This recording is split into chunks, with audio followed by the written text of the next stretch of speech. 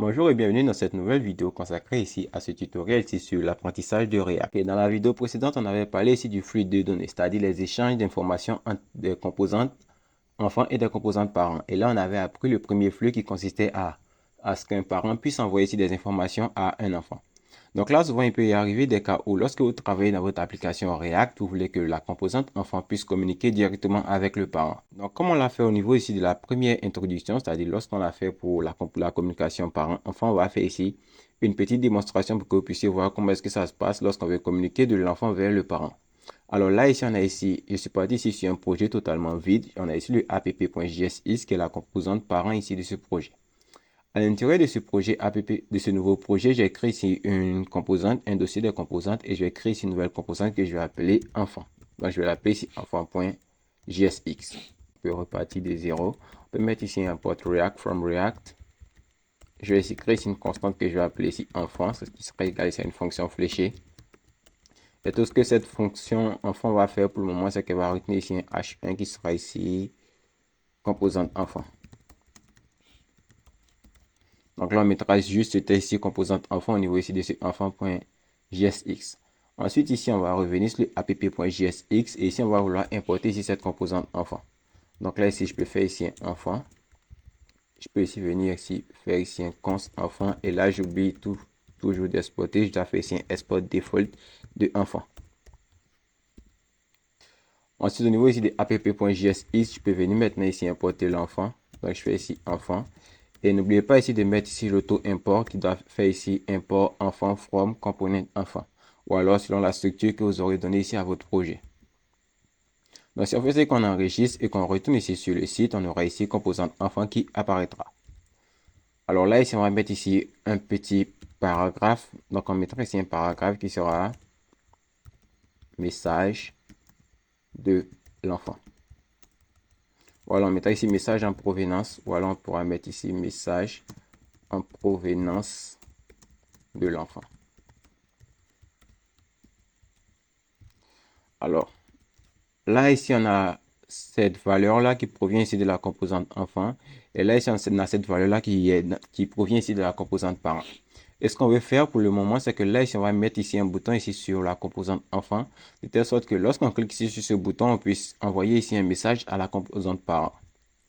Donc ici, au niveau de enfant.tsx, ce qu'on va faire, c'est que là, ici, on va renommer ça. On va mettre ici un crochet vide. Et ici, on va mettre d'abord ici l'enfant. Ensuite, on va créer ici un nouveau bouton qu'on va appeler ici envoyer message aux parents. Donc là, on a maintenant le bouton ici qui permet d'envoyer des messages aux parents. On a ici la composante enfant et on a ici le message qui est hébergé ou cette valeur qui se trouve ici dans la composante parent. Alors, comment est-ce qu'on peut faire ici pour communiquer ici de l'enfant ici vers le parent? Lorsqu'on était ici du côté du parent, on avait ici la possibilité de définir ici la variable. Ainsi, on pouvait définir ici une variable qu'on appelait ici let app name, qu'on appelait ici application. Et ici, pour passer ici cette composante à l'enfant, on venait là, on choisissait ici une nouvelle valeur, on mettrait ici, par exemple, application. Et ici, on lui passait ici la valeur app name. Et au niveau de l'enfant, on récupérait cette valeur-là sous forme ici de propriété. Donc ici, au niveau ici de l'enfant, on disait qu'on avait ici des props. Et si on mettrait ici ça, on ferait ainsi. Et on dirait que c'était égal ici à props. Et là, on avait ici la possibilité d'afficher ici la valeur que le parent a transmise à l'enfant. Donc là, on procédait ainsi. Et lorsqu'on faisait ici, on récupérait la valeur que le parent transmettait à l'enfant. Alors, ce qu'on veut faire maintenant, c'est le cas contraire. Comment est-ce qu'on fait ici pour envoyer ici une information depuis l'enfant vers le parent? Alors là, dans ce cas-là, lorsqu'on souhaite envoyer des informations vers le parent, il va falloir que le parent sache qu'il doit recevoir ici des informations. Donc là, au niveau du parent, je dois lui dire que l'enfant va lui envoyer des informations. Donc d'abord, je vais dire au parent que tu vas recevoir ici une information qui va provenir ici de l'enfant. Et cette information-là, ça sera ici, on peut l'appeler par exemple ici, message content.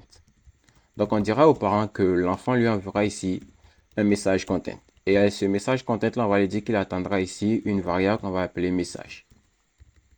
Et tout ce qu'on va faire ici au niveau ici du parent, c'est que là, ici, on va mettre ici, on va créer ici une nouvelle variable qu'on va appeler let message, qu'on va initialiser d'abord ici à vide.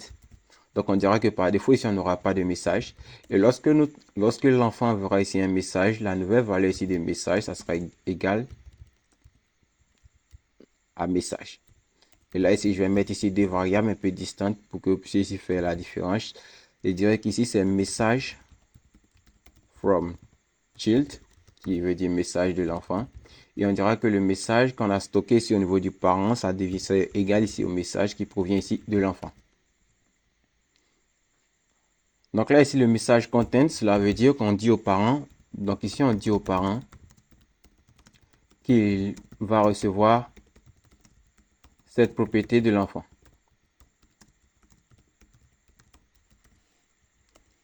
Donc là, ici, le parent s'attend de recevoir ici le message content ici de l'enfant. Alors, comment est-ce que l'enfant ici peut faire pour lui envoyer ici cette valeur-là? Donc, la première chose à faire, c'est de lui d'envoyer ici cette valeur à l'enfant sous forme ici de propriété. Donc, on reprend encore le même principe de communication enfant-parent. Seulement que là, ici, on va mettre ici une nouvelle variable qu'on va appeler, cette fois, on va appeler message to send. Et on dira que message to send, ça sera égal ici à la fonction qu'on a déclarée ici au niveau du parent, qu'on a appelé ici message content.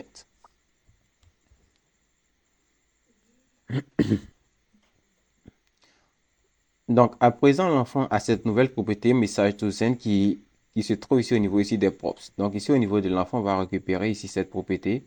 Donc, là, on va récupérer ici le message to send. Ensuite, ici au niveau ici du bouton, ce qu'on va faire, on va déclarer ici un événement de clic. Donc, on peut mettre ici on click, ici pour lui dire qu'on veut faire ici un événement de clic. Et tout ce qu'on va faire pour le moment, c'est que là, on va dire qu'on aura ici un bouton qu'on va appeler const handle click. Et là, ça sera égal à event, tout simplement.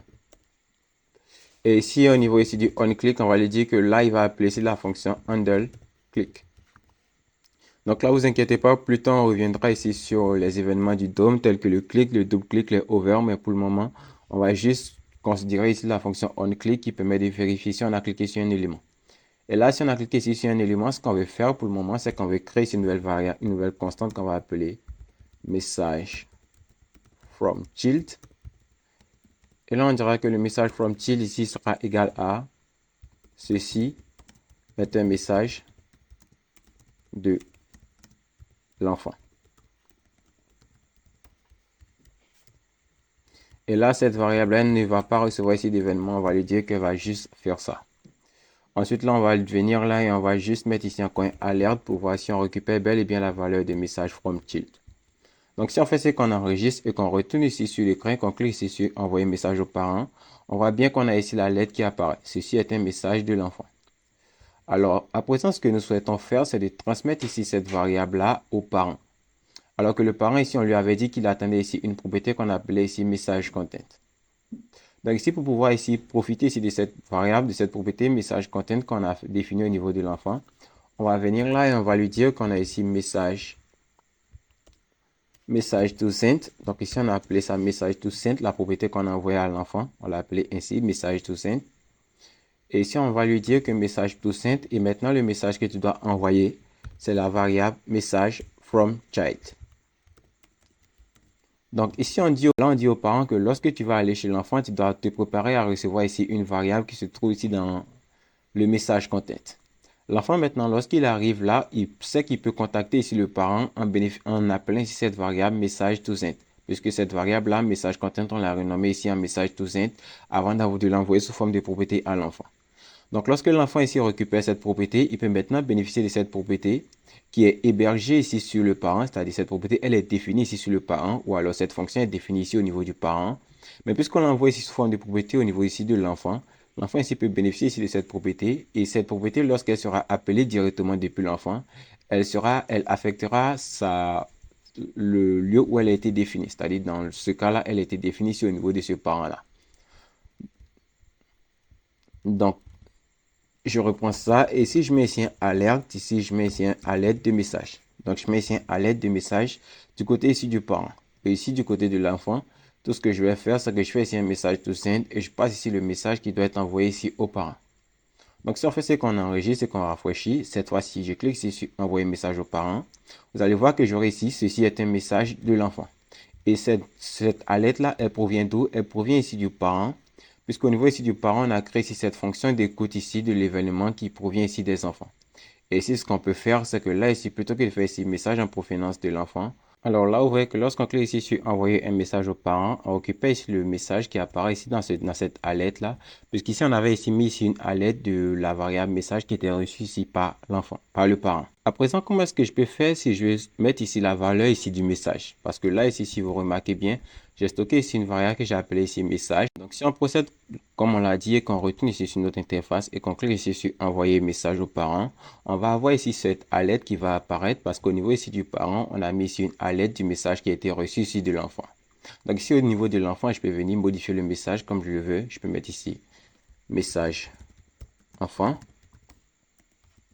Et lorsque je vais venir à nouveau cliquer ici sur cette alerte, envoyer message aux parents, je vais avoir ici une alerte qui apparaît ici message enfant. Donc là ici, on réussit à faire passer ici le message de la composante enfant à la composante parent. À présent, ce que je souhaite faire, c'est d'afficher ici le message sur mon écran. Parce que là, ici, pour le moment, je l'ai mis ici dans une boîte d'alerte. Alors, je vois que là, j'ai créé ici une nouvelle variable que j'ai appelée MSG. Et ici, j'ai mis à jour la valeur de cette variable et je lui ai assigné ici la nouvelle valeur qui provient ici de l'enfant. Donc, je me dis que si je procède ainsi et que je retourne ici sur mon interface et que j'essaie d'afficher ici MSG, cette variable MSG, lorsque je vais finir ici et que je vais aller à nouveau recliquer, je devrais avoir ici message en provenance de l'enfant, message enfant. Donc là, on va rafraîchir, on va voir si ça fonctionne ici. Et cette fois, on va venir maintenant et on va cliquer ici sur envoyer message aux parents. Et là, on remarque qu'on n'a rien qui est affiché. Et lorsqu'on clique ici, on n'a rien. Mais si on revient là, qu'on remet ici cette alerte et qu'on rafraîchit l'écran et qu'on clique à nouveau, on a ici la lettre qui apparaît. Cependant, si on retire la lettre, on voit que là, le message n'est pas rendu ici à la suite de message en provenance de l'enfant. Alors, pourquoi est-ce qu'on n'a pas ici le message qui est accompagné ici à sa souche, qui est un message en provenance ici de l'enfant? Ça, on va en parler ici dans la prochaine vidéo où on va commencer à interagir ici avec le système d'état dans React.